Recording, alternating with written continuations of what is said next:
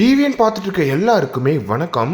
பிஜேபியை சேர்ந்த அஸ்வத்தாமன் அவர்களை நம்ம எல்லாருக்குமே நல்லா தெரியும் அப்படின்னே சொல்லலாம். அவர் இப்போ என்ன பண்ணியிருக்காரு அப்படின்னு பார்த்தீங்கன்னா, 2 கிராமங்கள் முழுவதையுமே அவர் தத்து எடுத்து அந்த 2 கிராமங்களுக்குமே எல்லா வேலைகளையும் செய்து கொண்டு வச்சுட்டு இருக்காராம். அது மட்டும் இல்லாமல் அந்த கிராமங்களில் இருக்கிற மக்களுக்கு வீடுகள் கட்டி கொடுத்துட்டு இருக்காராம். பெங்கல் புயலால் மிகப்பெரிய பாதிப்பு ஏற்பட்ட இடம் எங்க அப்படின்னு பார்த்தீங்கன்னா, விழுப்புரம், கடலூர் மாவட்டங்கள்ல தான். அதுல சில கிராமங்களை திமுக அரசு கண்டுக்கவே இல்லை அப்படின்ற மாதிரி சொல்லலாம். அதுல 2 கிராமங்களை தத்து எடுத்து அரசூர் மற்றும் இருவேல்பட்டு அப்படின்ற 2 கிராமங்களை தத்து எடுத்து அந்த கிராமங்கள்ல இருக்கிற மக்களுக்கு வீடு கட்டி கொடுத்துட்டு வந்துட்டு இருக்காராம் அஸ்வத்தாமன் அவர்கள்.